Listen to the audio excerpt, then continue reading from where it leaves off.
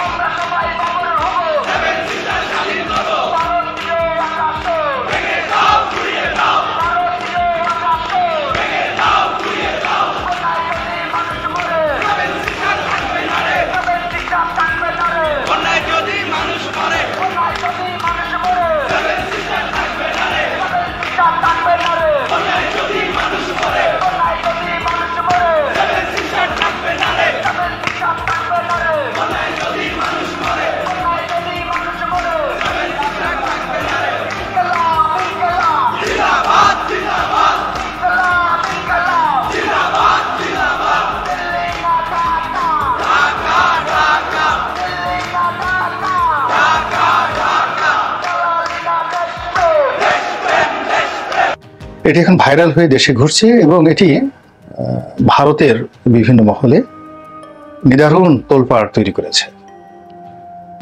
আমাদের দিল্লি কেন্দ্রিক দাদা যারা আছেন, কলকাতা কেন্দ্রিক যে সকল দাদারা আছেন, তারা এই যে এই ছোট্ট ভিডিও ক্লিপটিকে নিয়ে রীতিমতো হই হুল্লোড় শুরু করেছেন। কেন করছেন সেটা পরে আসছি, তার আগে বলে নেই যে স্বরাষ্ট্রমন্ত্রী, সাবেক প্রতিমন্ত্রী মিস্টার বাবর, তিনি তখন মৃত্যুদণ্ড প্রাপ্ত আসামি। কিন্তু যে রাজনৈতিক পরিস্থিতি চলছে, যদি এভাবে চলতে থাকে হয়তো তিনি খুব দ্রুত মুক্তি পাবেন, এবং তিনি যদি মুক্তি পান তাহলে বিএনপির মাঝে তিনি হয়তো হিরো রূপে ফিরে আসবেন, এবং তাকে ওইভাবে বরণ করার জন্য তার নির্বাচনী এলাকা থেকে শুরু করে বিএনপির যারা কেন্দ্রীয় নেতাদের একটা বিরাট অংশ অধীর আগ্রহ অপেক্ষা করছে। কারণ তিনি তারেক রহমান সাহেবের খুবই ঘনিষ্ঠ ছিলেন। এটার একটা কারণ হতে পারে, অথবা এখন যে অবস্থা তৈরি হয়েছে সেই অবস্থাতে বিএনপির জন্য সবচেয়ে ঘনিষ্ঠ এবং কৌশলগত বন্ধু হিসেবে চীন এবং পাকিস্তান নতুন করে আবির্ভূত হয়েছে। চীন অনেক চেষ্টা করেছে আওয়ামী লীগের সঙ্গে সম্পর্ক করার, এবং বিএনপির সঙ্গে তাদের যে ঐতিহাসিক সম্পর্কটি, এটি তারা প্রকৃতির হাতে ছেড়ে দিয়েছিল। কিন্তু এখন যেহেতু আওয়ামী লীগের পতন হয়েছে এবং ভারত বাংলাদেশের রাজনীতির যে অভ্যন্তরীণ রাজনীতি, এর থেকে বলতে গেলে এখন তারা বিতাড়িত। এই জায়গাটি দখল করার জন্য চীন অবশ্যই বিএনপির সহযোগিতা চাইবে। এর কারণ হলো ডক্টর মোহাম্মদ ইউনূসের নেতৃত্বে যে অন্তর্বর্তীকালীন সরকার রয়েছে, সবাই জানেন যে তারা সকলেই পশ্চিমা মদতপুষ্ট। আমেরিকা এবং ইউরোপের দেশগুলোর সঙ্গে এদের সবারই সম্পর্ক ভালো। ফলে এখানে তাদের মাধ্যমে, অর্থাৎ এই এখন যারা ক্ষমতায় আছেন তাদের মাধ্যমে চীন যে বাংলাদেশের রাজনীতিতে ঢুকতে পারবে না। এখানে আমেরিকার একটা প্রভাব থাকবে, এবং আমেরিকা এবং চীনের মধ্যে যে গুরুতর সম্পর্কের অবনতি, তারই প্রেক্ষিতে চীন দীর্ঘমেয়াদে তাদের যে স্বার্থ, সেই স্বার্থ বিএনপির মাধ্যমে বাস্তবায়িত করতে চাচ্ছে। এবং ইতিমধ্যে দেখেছেন যে চীনা রাষ্ট্রদূত বিএনপির মহাসচিবের সঙ্গে দেখা করেছেন। এর বাইরে বিএনপির নেতৃবৃন্দ চীনের কৌশলগত মিত্র, এবং বিএনপির কৌশলগত মিত্র সেটা হলো পাকিস্তান। রাষ্ট্রীয়ভাবে পাকিস্তানের সঙ্গে এদের ঐতিহাসিক সম্পর্ক রয়েছে, চীনেরও রয়েছে আর বিএনপিরও রয়েছে। এই সম্পর্কটি এই সময়টিতে এসে একেবারে খোলামেলা হয়েছে। আওয়ামী লীগ একসময় বলতো যে চীনের না, ঠিক বিএনপিকে বলতো আইএসআই এর এজেন্ট। বাংলাদেশে যেমন ডিজিএফআই আছে, তদ্রূপ পাকিস্তানের যে সেনা গোয়েন্দা সংস্থা আইএসআই, তার এজেন্ট হিসেবে বিএনপিকে তার আখ্যা দিত। পাকিস্তানের গুপ্তচর হিসেবে শহীদ প্রেসিডেন্ট জিয়াউর রহমানকে নিয়ে আওয়ামী লীগের যে বিষোদগার, এটি কোন পর্যায়ে ছিল আপনারা সবাই জানেন। কিন্তু এখন আওয়ামী লীগের এই যে চরম দুর্দশার এই সময়টিতে আইএসআই নিয়ে পাকিস্তান নিয়ে একটা টু শব্দ উচ্চারণ করার মতো অবস্থা এই বাংলাদেশে এই মুহূর্তে কারোরই নেই। এবং এই যে একটা ভ্যাকিউম চলছে, এই জায়গাটিতে মূলত চীন এবং পাকিস্তান ঢুকে পড়েছে, এবং বিএনপিও রাজনৈতিকভাবে শক্তিশালী হওয়ার জন্য তাকে এই দুটো সুযোগ নিতে হচ্ছে। এর কারণ হলো বিএনপির কাছে স্পষ্ট যে ভারতের সঙ্গে তাদের বন্ধুত্ব হবে না, অন্তত ক্ষমতায় যাওয়ার জন্য হবে না। তো কাজেই ভারতকে প্রতিপক্ষ ভেবেই মূলত তারা চীনের সঙ্গে এবং পাকিস্তানের সঙ্গে সম্পর্ক স্থাপন করার জোর তৎপরতা চালিয়ে যাচ্ছে। বিষয়টি এখানকার যে ভৌগোলিক গুরুত্ব এবং এখানকার যে অভ্যন্তরীণ রাজনীতি, এতে যথেষ্ট উত্তেজনা সৃষ্টি করবে, নতুন মাত্রা এখানে যোগ করবে। এবং সেখানে জনাব লুৎফুজ্জামান বাবর অবশ্যই সেখানে গুরুত্বপূর্ণ একজন ব্যক্তি হিসেবে আবির্ভূত হবে। কেন?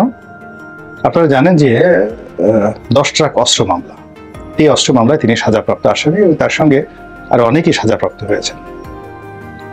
তো এই 10 ট্রাক অস্ত্র মূলত তৎকালীন বিএনপি সরকার রাষ্ট্রীয় সিদ্ধান্তে, যেমন আওয়ামী লীগ সরকার রাষ্ট্রীয় সিদ্ধান্তে ভারতকে ট্রানজিট দিয়েছে, আরো অনেক কিছু করেছে। তদ্রূপ চীনের সঙ্গে দ্বিপাক্ষিক রাষ্ট্রীয় সম্পর্কের কারণে রাষ্ট্রীয় সিদ্ধান্তে সেই যে 7 সিস্টারে যে সকল বিদ্রোহী গ্রুপ যারা স্বাধীনতার জন্য লড়াই সংগ্রাম করছিল, তো সেই স্বাধীনতাকামী গোষ্ঠীকে, যেটা আমাদের সংবিধান সম্মত যে আমরা যে কোনো স্বাধীনতাকামী গোষ্ঠীকে সমর্থন জানাবো, সাহায্য এবং সহযোগিতা করবো, তো সেই অর্থে ভারতের যে 7 সিস্টার 7টি রাজ্য রয়েছে, সেখানে যে অস্থিরতা চলছিল বিগত বিএনপি সরকার জমানাতে, সেই অস্থিরতাতে ঘি ঢালছিল চীন, অস্ত্র দিয়ে, অর্থ দিয়ে ওখানকার বিদ্রোহী গোষ্ঠী, বিশেষত উলফাকে তারা সাহায্য করতো, সহযোগিতা করত।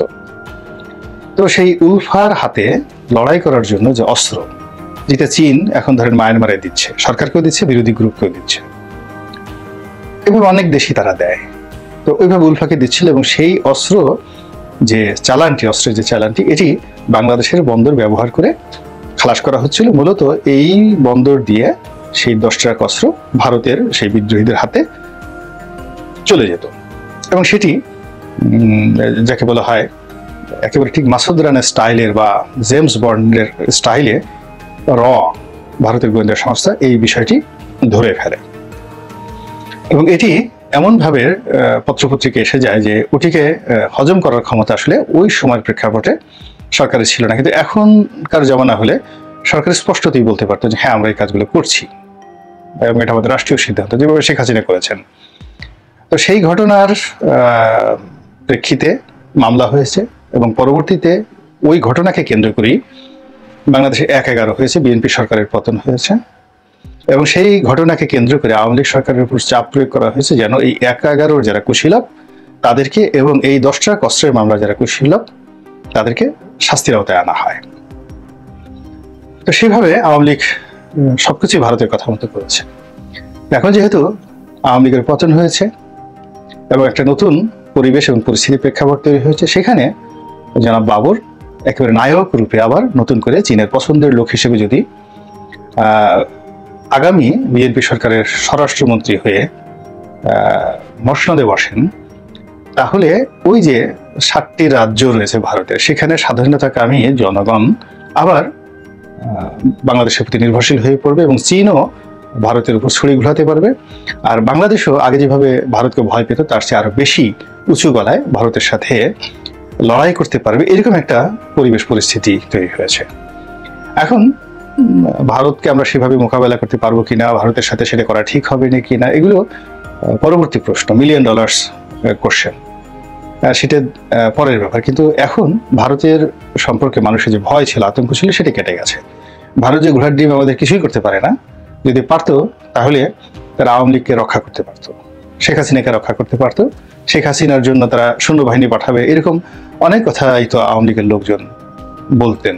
কিন্তু দেখা গেল যে শেখ হাসিনা পালিয়ে যাওয়ার পর যেভাবে আওয়ামী লীগের লোকজন বাংলাদেশে মানে একেবারে তাদের জীবন হারাম হয়ে গেছে, আর অনেকে যেভাবে সীমান্ত পাড়ি দিতে গিয়ে ভারতীয় টাউটবাটপারদের কবলে পড়ছেন, এবং ভারতের যে বিএসএফ তাদের বাংলাদেশের এই সকল আওয়ামী লীগ নেতাদেরকে যেভাবে জিম্মি করছেন, অনেকে গুলি করছেন এবং অনেককে আবার বিজিবির হাতে ধরিয়ে দিচ্ছেন, এই জিনিসগুলো কোনো অবস্থাতেই আওয়ামী লীগের যারা লোকজন আছে তাদের যে মনোজগৎ, সেই মনোজগতে ইতিবাচক কোনো প্রভাব ফেলছে না। আর আওয়ামী প্রতিপক্ষ যারা আছে তাদেরকে উৎসাহিত করছে যে ইয়েস উই ক্যান ডু।